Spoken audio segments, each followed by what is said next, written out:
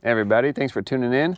Behind me, 2007 Nissan Altima, we're gonna be changing out the EVAP vent solenoid. This will be a pretty quick repair, so let's get started.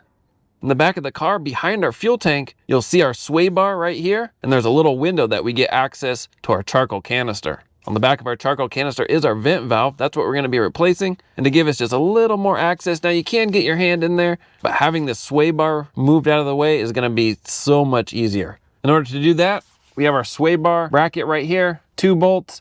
Then we have one on the other end down here, another 2 bolts. We'll unbolt both brackets and our sway bar can just slide down and rest out of the way for us.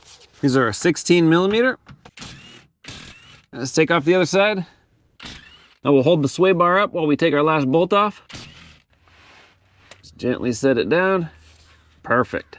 All right, that's good enough. Looking at our vent valve from the back, we have our vent hose. I want to take that off. Sometimes we can just twist it and it'll pop off, but I find that these are pretty stuck on. So we could take an angled pick, get in between there, break it free, or take the hose off last. Right here's our electrical connector. You pinch from the top. I find that is also easier to take off once the valve is off the canister. To remove the valve from the canister, there's a little tab on the side here. Now mine's already broken, but you'll see it right here, a little tab you want to push up. And then the vent just twists counterclockwise like that. And then we'll just wiggle it. There we go. Sometimes that O-ring gets pretty stuck. There, perfect. There's a little O-ring in here. You just want to keep pulling on it.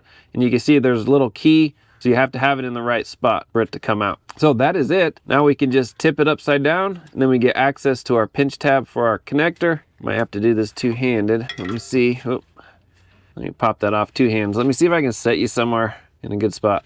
All right, so just pinch and pull. Sometimes these little tabs, again, because there's a lot of dust and stuff back here, they like to stick. So what you can do is take a flat screwdriver or a little pick, put it in the front, and lift up on that locking tab.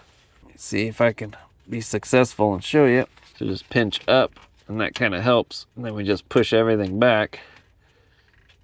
I'm gonna get the front with a pick, push up on that little locking tab, and then I'll take a screwdriver, push on the side, and then push on the other side.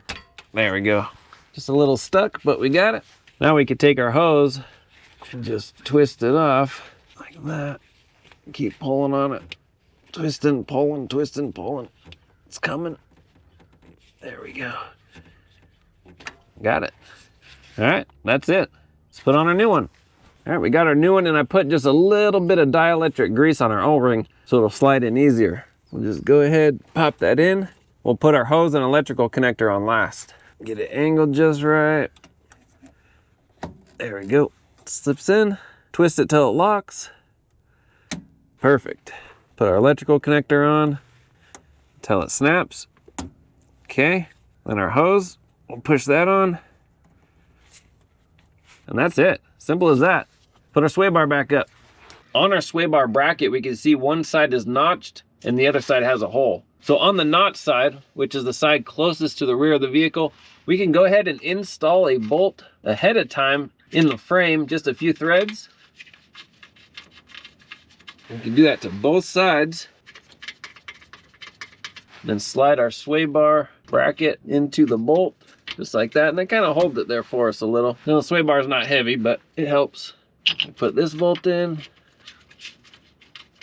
I'm just gonna put the other side in. Well, you can't see me over here. Okay, that's it. Let's snug it up, and then we'll torque it down.